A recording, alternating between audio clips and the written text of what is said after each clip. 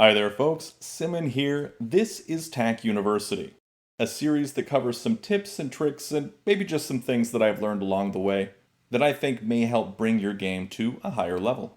Today, we're going to talk about captures, specifically how best to make captures, when are the opportunities that you want to take to make a capture, when should you not make a capture, all of the basic strategy around captures themselves. This is probably a video I should have come out with a lot earlier, but stuff happens. And as you can see, we are using PTN Ninja to be doing our analysis today. It is the best tool out there for tack analysis, and I did make a video on that, so you can check that out if you are unfamiliar. But this should be pretty straightforward on what I'm showing you and what you can see on the screen. So let's take a look at this game that I have pulled from the Playtack database. I have anonymized everything. So let's take a look at some examples of how captures were made in this game and take a look at things. So first of all, let's notice that the first few moves, we're not seeing any captures. And that's because when you make a capture with one flat on top of another flat, what you're essentially doing is creating liabilities for yourself. This is opening up an opportunity for your opponent to capture that stack, free that captive, and then make stronger moves later on.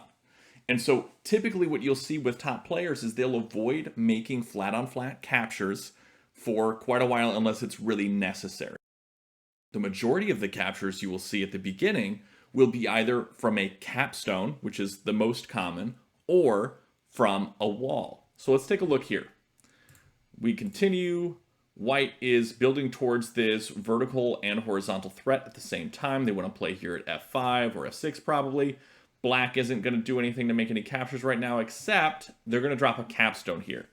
Now, we talked about capstone placement in the capstones video, but this is in a prime location to capture over onto d3 or to capture up onto e4. Both of these captures interrupt what white is doing, and because it's a capstone, white doesn't have the opportunity to immediately recover that same piece and liberate that captive, and won't have the opportunity to liberate that captive unless black leaves it behind at some other point in the game. So let's take a look at what white does. White continues to make this threat here. Black comes up and makes that capture. So black is making the capture here, but not creating liabilities because it is with that capstone.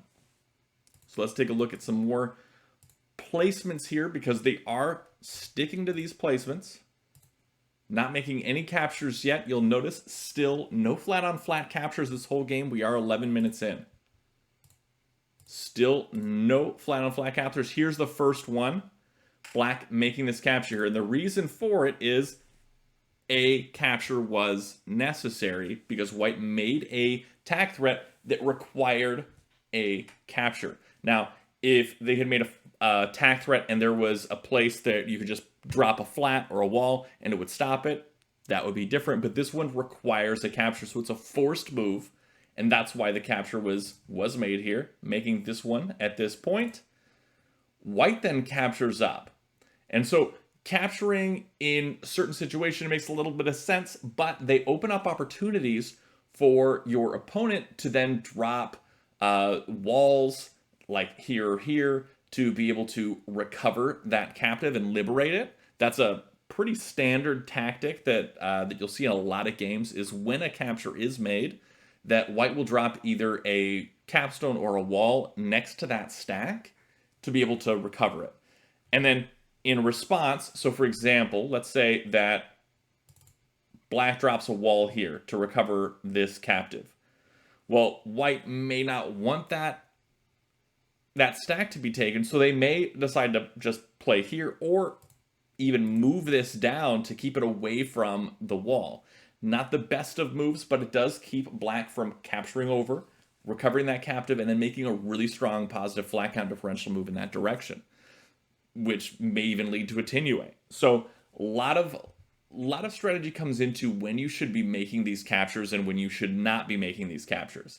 So in the actual game, we'll see that instead, black just plays a flat here, and then white continues, makes that attack threat with the capstone, And then this capstone comes over again. Now, this capstone coming over, not the best of moves, because while this does threaten this stack here and cut off the immediate threat, white can renew that threat just by placing here and forcing again another capture. And the reason it forces another capture is because you've got this coming down and you can place here or here or here, and that's a road. So black is now forced to make another capture in order to stop this threat.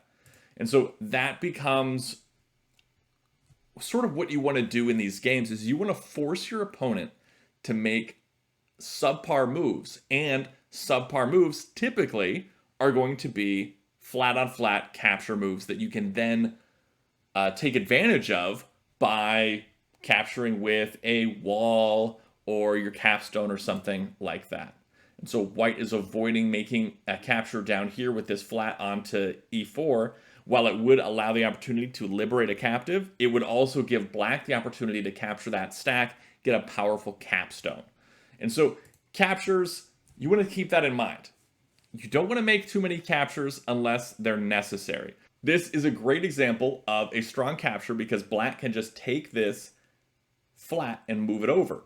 Now, you might be thinking, well, it's just going to be captured again, and then what's the point? It won't be, because this flat now has to move left or right in order to stop this tack threat. Because if white moves this flat up to capture that stack, black just fills in here and gets the road. And so this is forced in that it's forcing white to move this somewhere else and allowing black to keep this stack. And so that was a smart play there. White's going to move this to the right, and then black can kind of do whatever they want here, continue on, do whatever they were planning on doing initially. And so you'll see a lot of captures. Captures are a huge part of tack. They're a big part of the game. Stack movements are a huge part of the game. However, you want to be smart about these captures. Like white capturing up here makes very little sense because black can come right over and capture this and be able to go in either direction for a very strong move. And so any wall placement, either here or here, after this capture, doesn't really do anything for white. So a wall is placed here. Now black can just spread it down and make a really strong positive flat count differential move. Flat count differential, again, another topic we covered in our flat count differential video. That's the basics of captures. I do want to make this very brief, and I'm not very good at that, so I'm trying to keep this as short as possible.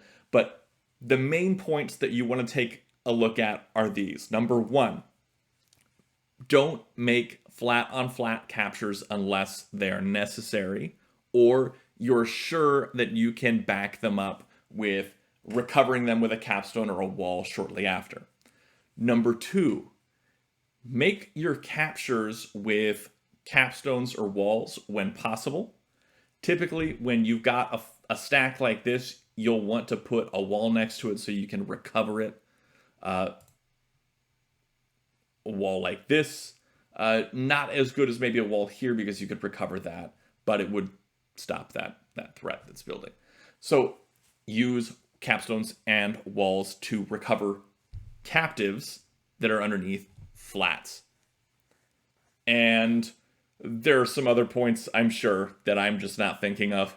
But the main point is your captures have to do something for you, and make sure that your captures aren't being used against you.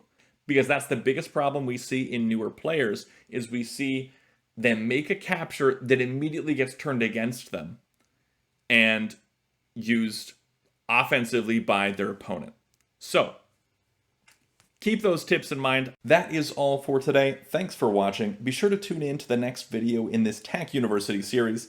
And as always, be sure to check out the description of this video for all the TAC resources like the TAC subreddit and especially the TAC Discord server, which is the community hub where you will find all sorts of people to play with, discuss all things TAC, and even play asynchronous or correspondence games right there in the Discord server without using any additional programs. It's really fun, really easy, and a good way to get better at TAC without having a time limit or having to carve out a big block of time to play a whole game at once on playtac.com. Again, all the resources are there, playtech.com, the subreddit, which has Tactinue puzzles every weekday, how to play videos, and all that jazz. Be sure to check out all those links, and until next time, have a great day and happy tacking.